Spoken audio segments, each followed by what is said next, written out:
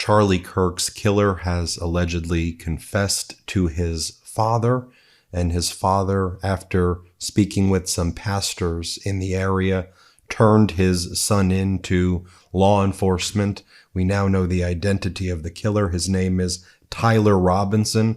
He is 22 years old. He is now in custody. There was just a press conference held in Utah by the governor as well as the FBI. I want to go through the facts that we know, and I want to stick to the facts. What we know about Tyler Robinson is that he comes from a very Republican family. Tyler Robinson's political affiliation is unknown. We know this family is Mormon. This family is white. We know that Tyler Robinson was raised with guns and shooting. His mom referred to the family as a gun-toting family. There's lots of photos with him at shooting ranges. I'll show you those photos now. He wore a Trump costume for Halloween in the past. Again, this seems to be a family that was supportive of Donald Trump. Tyler Robinson's father, who you see right here, he was a sheriff. He's a retired sheriff, a veteran of the Washington County Sheriff's Department. And he ultimately turned his own son in after the FBI and local law enforcement, really because of the FBI, had totally botched this investigation. I want to go through now some of the additional facts that we're aware of. This is the mugshot right now of the suspect, Tyler Robinson. You see it right here. This is the photo from Halloween of the alleged Charlie Kirk shooter, proudly wearing his Trump costume for Halloween. One of the bullet casings that were found had an inscription that read, "If you read this, you are gay, LMAOO." There were other inscriptions as well. I want to be very clear not to read too much into the inscriptions. There are some people who are saying that the inscriptions are actually a code for an online game called Helldivers, and it activates like a special bombing thing called Eagle 500, whatever. But the other inscriptions appear to say, "Notices bulges, OWO, what's this?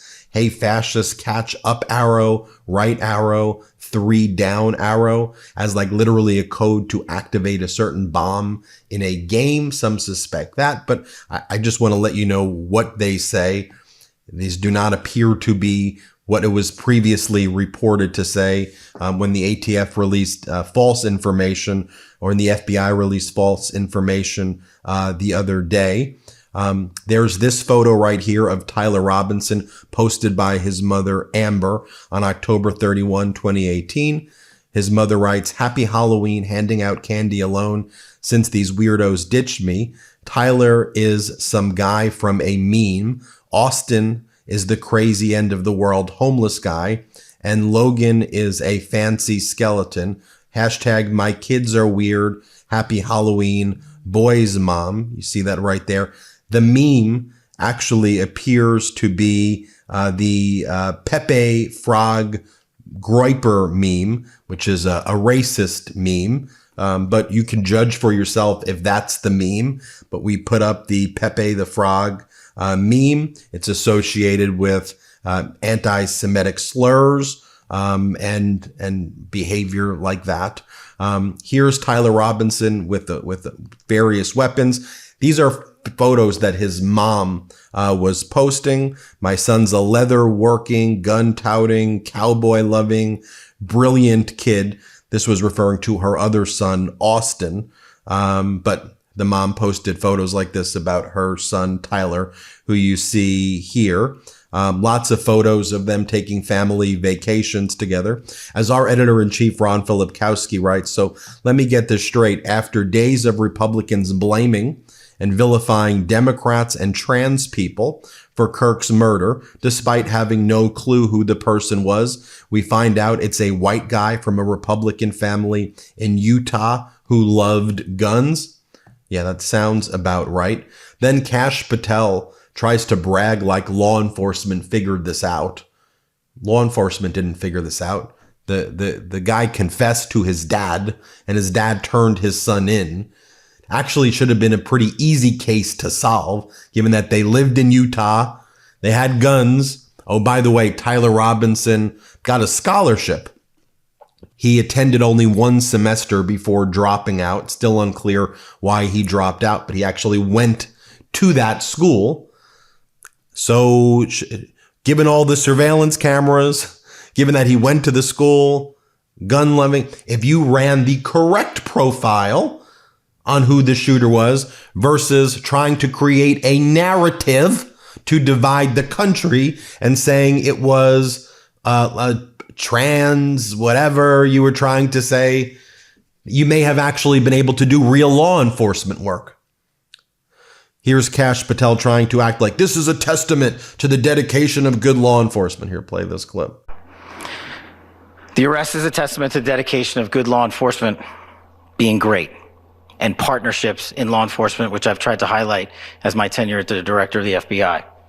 There is no better relationship for law enforcement than the FBI to partner with state and local authorities, and you've seen it here in these last few days. And then Kash Patel's like, and this is what happens when you let good cops be good cops. Here, play this clip. Thank you, Governor. This is what happens when you let good cops be cops.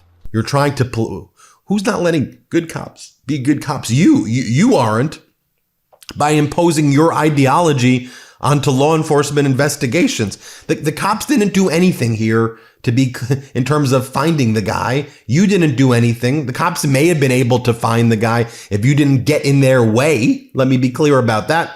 The way this was resolved was that the guy, Tyler Robinson, confessed to his dad, and his dad turned his son in after 3 days of you botching the investigation. You see that. Next, Kash Patel goes, thanks to the full weight of the federal government and leading out with our partners, we've apprehended the suspect in a historic time period. What do you mean a historic time period? What are you talking about? Here, play this clip.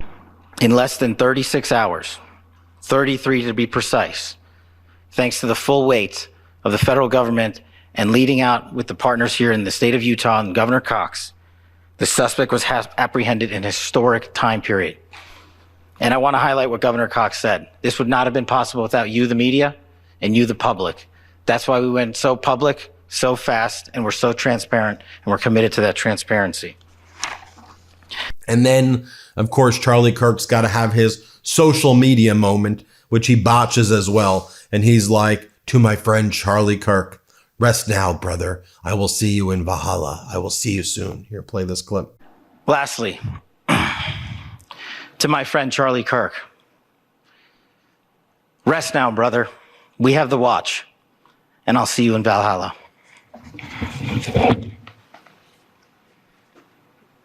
By the way, then you have Governor Cox of Utah tries to politicize this, and he goes, don't you see that we did not riot in Utah? There was no rioting. There was no looting. There was no car set on fire.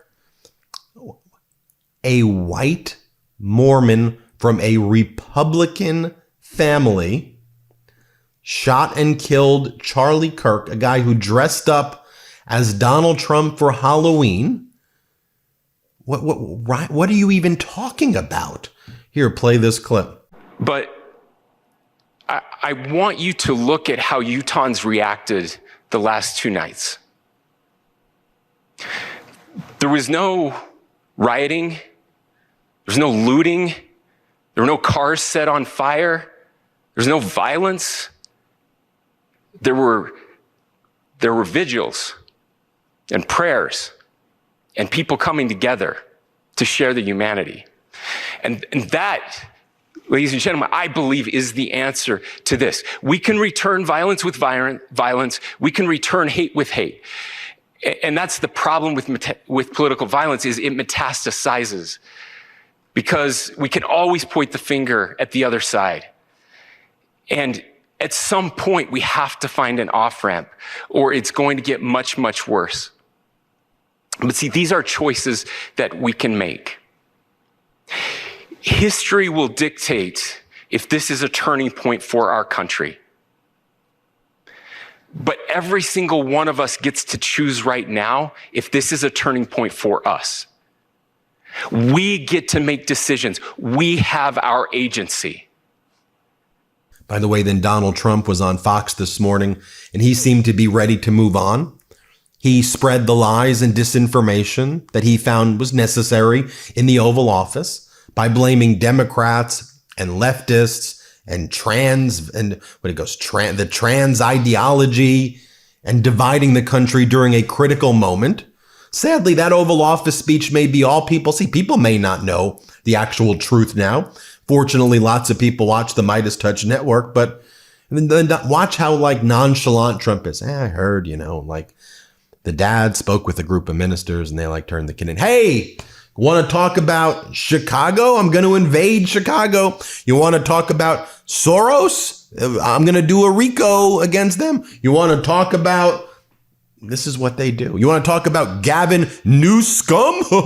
Should I go back to the oldies? Here, play this clip. Just some clarification. So a pastor was able to turn him in, or they got the family of the shooter to turn them in? Well, it was a minister, and the minister went to a minister who was involved with law enforcement, by the way. And his good friend is a top U.S. Marshal. And they took it from there. And then it was a father got involved, namely his father, and said, we got to go in. And they, so I understand it. And again, subject to change. But, the facts are the facts. We have the person that we think is the person we're looking for. But they drove into the police headquarters, and he's there now. Did the father know about what the son had done? I don't know. I'm going to let you get all those questions later, because I can't tell you how accurate. The bottom line is they have somebody that they think did it. And by the way, again, I'm just going to report what's going on 4chan, the far right extremist website right now. They're losing their mind. They're showing photos of Tyler Robinson and they're saying, so is he our guy? Wait a minute. People were convinced this was some Latino tranny. Oh no. Now what? Then people go, he looks like a MAGA bro, LMAO. We'll keep you posted every step of the way, just giving you the updates, trying to keep to the straight facts right now. Hit subscribe. Let's get to 6 million. Thanks for watching. The truth is more important than ever. Check out our new Truth Over Lies collection at store.meidastouch.com. All 100% USA union made.